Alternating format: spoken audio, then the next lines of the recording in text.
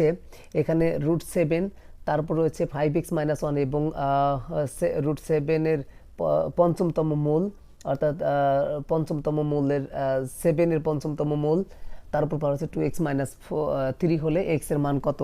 তো এখানে এটা আমাদের সমাধান করতে গেলে কি করতে হবে, এখানে যা ছিল সেই সমীকরণটা তুলতে হবে। তো এখানে √7, তার উপর হচ্ছে 5x-1, তারপর হচ্ছে 7-এর হচ্ছে 5তম মূল এবং 2-3 এইটা হচ্ছে পাওয়ার ছিল।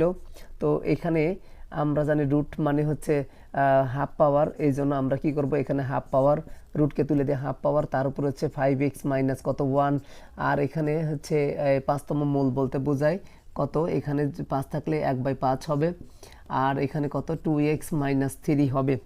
তো এখানে বলা হচ্ছে যে পাওয়ারের উপর পাওয়ার থাকলে পাওয়ারের পরে গুণ করতে হয়, তাহলে 7, আর এখানে হাফ গুণন কত 5x-1, আর এখানে 7, আর 1/5 গুণন কত হবে, এখানে 2x-3 হবে।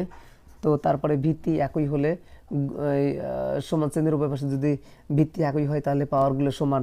তো এখানে কিন্তু আমরা পাওয়ার পাবো হাফ ইন্টু কত 5x-1, আর এখানে কিন্তু পাবো হচ্ছে 1/5 হচ্ছে 2x-3। তো এখানে x এর মান বের করতে হবে। তো আমরা এখানে এই হাফ দ্বারা এইটার সাথে যদি গুণ করি তাহলে কিন্তু আসলে আসছে হচ্ছে 5x-1, আর নিচে কত 2, আর এখানে একইভাবে আমরা যদি গুণ করি 2x-3, আর নিচে কত 5 এখানে হবে।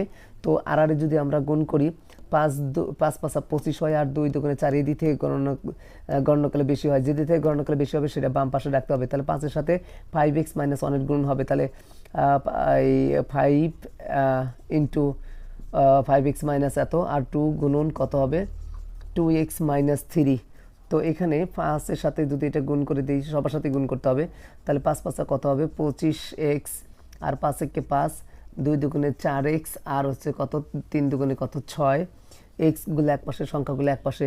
তো এখানে 25x রয়েছে, আর এখানে 4 আছে, এখানে মাইনাস হবে, এখানে মাইনাস ছিল ওদিক যে কী হবে প্লাস হবে, আর আগে থেকে এখানে -6 ছিল।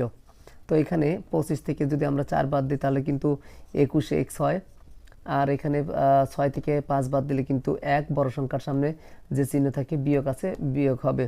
তো এখানে x সমান তাহলে আমরা পাবো হচ্ছে এখানে 21 গুণন আছে, ওদিক যে কী হবে ভাগ হবে, তাহলে কত হবে -1/21। এটা ছিল হচ্ছে আমাদের সমাধান।